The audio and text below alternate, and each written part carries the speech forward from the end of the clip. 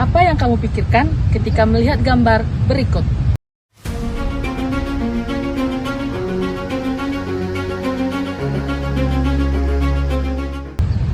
Ya, ini adalah gambar Stadion Kanjuruhan yang lokasinya berada di Kabupaten Malang, Jawa Timur. Ketika kita mendengar Stadion Kanjuruhan, pasti kita akan teringat pada insiden memilukan tahun 2022 silam. Kenangan pahit yang kerap dikenal dengan istilah tragedi Stadion Kanjuruhan. Apa yang melatar belakangi peristiwa tersebut? Mari simak penjelasan berikut dengan seksama. 2022 menjadi sejarah hitam persepak bola Indonesia. 125 nyawa melayang sia-sia. Terjadinya tragedi Kanjuruhan adalah jam kick off pertandingan.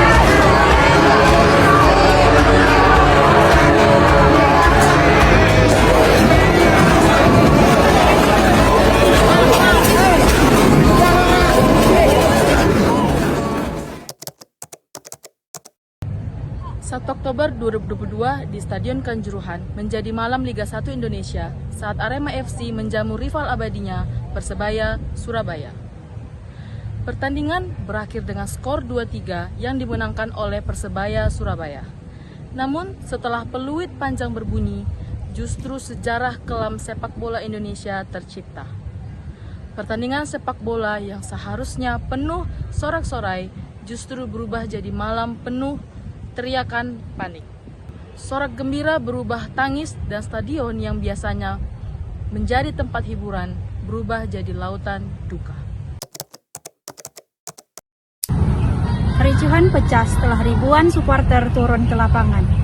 Aparat kepolisian melepaskan gas air mata untuk mengendalikan massa. Padahal FIFA sudah jelas melarang penggunaannya di dalam stadion. Kepanikan pun terjadi, penonton berdesakan berlari menuju pintu keluar. Tragisnya beberapa pintu justru tertutup. Akibatnya 135 orang tewas dan lebih dari 600 orang luka-luka dalam tragedi ini. Jika kita analisis lebih dalam, resiko paling fatal ada pada akses evakuasi yang terkunci. Itulah yang menyebabkan banyak penonton terjebak dan terhimpit. Penggunaan gas air mata memperburuk keadaan karena itu membuat ribuan orang panik secara bersamaan. Stadion over capacity dan lemahnya pengendalian massa semakin menambah parah situasi. Tragedi Kanjuruhan menunjukkan bahwa satu kesalahan kecil bisa menunjukkan efek domino yang mengerikan jika manajemen resiko tidak dijalankan dengan baik. Kasus ini kemudian menyeret sejumlah pihak ke meja hijau. Polisi kemudian menetapkan 6 tersangka. Yang pertama ada Ahmad Hadi Lukita, selaku Direktur PT Liga Indonesia Baru. Ia didakwa lalai dalam verifikasi stadion, divonis 1 tahun 6 bulan penjara. Ada Abdul Haris, Ketua Panitia Pelaksana Arema FC, dinilai bertanggung jawab atas penjualan tiket yang melebihi kapasitas dan tidak membuat pedoman keselamatan. Selanjutnya ada Suko Sutrisno, Kepala Keamanan Arema FC, tidak membuat dokumen analisis risiko dan memerintahkan penjaga gerbang meninggalkan pos saat tragedi terjadi. Ia divonis 1 tahun penjara. Lalu ada Kompol Wahyu Setio Pranoto, Kabak OPS Polres Malang. Ia dianggap mengabaikan aturan FIFA tentang larangan penggunaan gas air mata. Lalu ada AKP Hasdarman, Komandan Kompi Brimob. Ia memerintahkan penembakan gas air mata ke arah penonton. Dan yang terakhir ada AKP Bambang Sidik Ahmadi, Kasat Samapta Polres Malang, juga memberikan perintah serupa. Ia divonis 2 tahun 6 bulan penjara. Mereka dijerat dengan pasal kelalaian yang menyebabkan orang lain meninggal dunia, yaitu pasal 359 dan 360 KUHP, serta pasal dalam Undang-Undang Keolahragaan nomor 11 tahun 2022.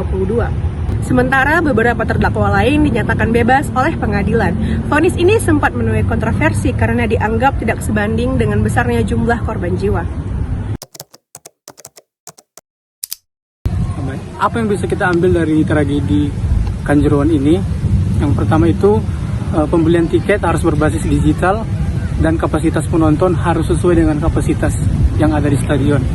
Yang kedua itu pintu evakuasi atau jalur evakuasi yang ada di stadion harus sesuai dengan standar FIFA dan tidak boleh ada pintu yang tertutup bahkan terkunci.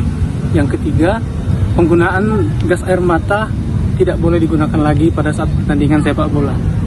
Yang keempat, koordinasi antara pihak panitia, stadion, bahkan aparat keamanan agar lebih jelas. Yang kelima, mengedukasi penonton agar lebih damai lagi dan lebih tertib agar kejadian ini tidak terulang kembali. Sepak bola seharusnya kita rasakan dengan penuh kebahagiaan, bukan dengan kesedihan yang meninggalkan luka yang mendalam. Tragedi Kanjuruhan menunjukkan kepada kita betapa pentingnya penerapan manajemen risiko dalam setiap penyelenggaraan acara besar, terkhusus pertandingan sepak bola. Dengan perencanaan yang matang, identifikasi risiko yang tepat, serta pengendalian yang efektif, tragedi serupa seharusnya dapat kita cegah. Semoga kedepannya seluruh pihak yang terlibat dapat lebih mengutamakan keselamatan, kenyamanan, sehingga sepak bola benar-benar menjadi sumber sukacita dan pemersatu bangsa.